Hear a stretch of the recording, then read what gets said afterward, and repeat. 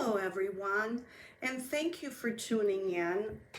If you have been following my channel, welcome back. This is video 16 of my MDS and bone marrow transplant journey. And today I'm sharing my experiences post bone marrow transplant from day 175 to day 275.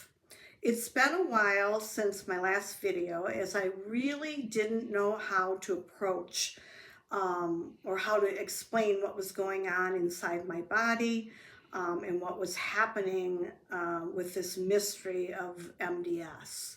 Today is February 19th, 2025.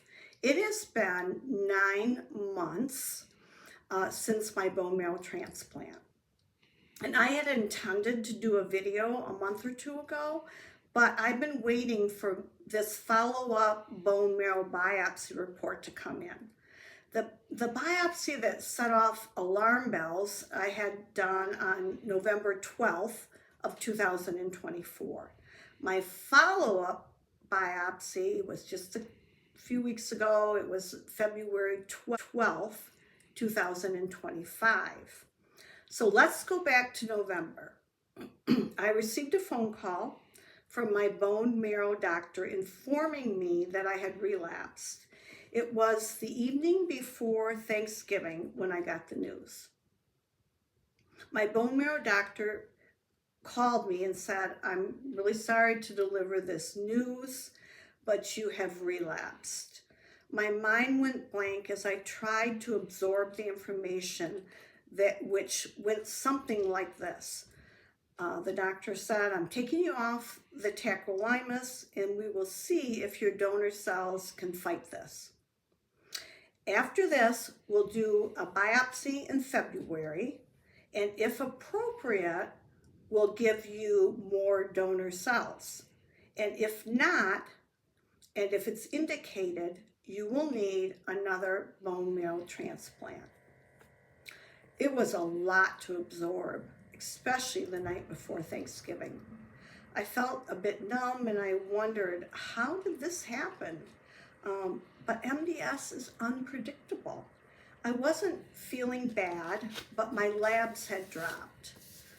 The identified mutation is called MDS TP53, and it is the most aggressive mutation I could possibly have.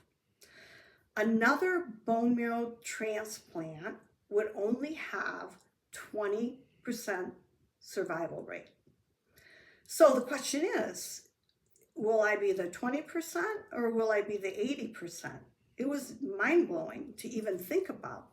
And then, I was wondering, how can my body withstand another round of that chemo? But after a few days, I told myself, you have been a warrior all along. And my logic kicked in and it said, you can't stop now. And I didn't fear the first time.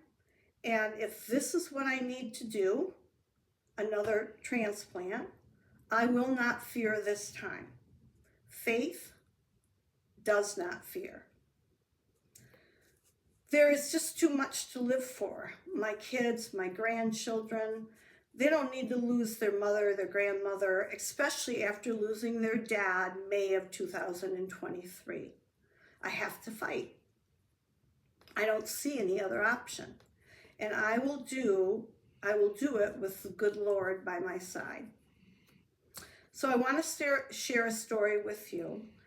February 12th was my follow-up biopsy, and I was feeling good and happy because my labs were really good and within normal limits, including my hemoglobin, neutrophils, and platelets.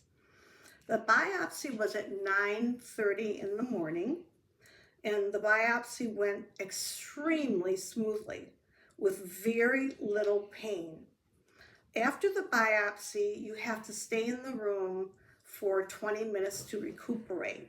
So everyone left and I was lying on the table in a meditative state, and this wave of warmth went all along my body, and this undeniable sense of peace.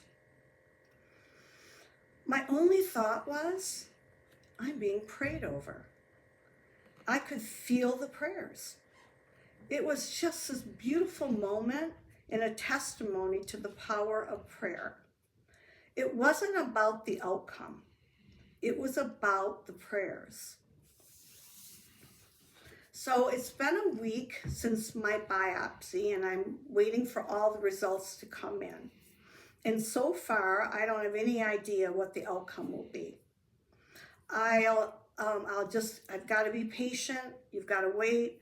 In the meantime, I continue to count my blessings and keep busy with painting and family and friends and Bible studies, and I'm planning a trip to Florida, and I just put all of this on the back burner. By the way, in northern Michigan, it's hard to stay healthy. I have never seen so much snow and cold weather. I battled COVID recently. I battled COVID and then a sinus infection. But my body was able to fight off both with the help of Paxlovid and an antibiotic. This quick recovery seemed like a good sign that the donor cells were taking over. Today is February 21st, and I did sign off for a couple days as I was waiting for the myeloid NGS panel to come through the portal. So this analysis will be the report that verifies whether I relapsed, whether my relapse of MDS TP53, or it will tell the story of my donor being able to fight the MDS. I was at my grandson's music performance when the results came through. It was this morning, and I'm no doctor, but it clearly says there's no TP53 detected. As I was writing this podcast, the doctor just called and he confirmed, you are disease-free. We'll do another biopsy in a year. Did I just witness a miracle? I believe so, which it just leaves me without words. It's unbelievable. And I believe that the power of prayer is the most powerful weapon. So all I can say is keep sending your prayers to heaven and keep asking others to pray for you. Go on every prayer list you can find and let your needs be known. God is so good. And I just want to shout to the whole world that I witnessed a personal miracle. For now, I want to leave you with Psalm 86:10.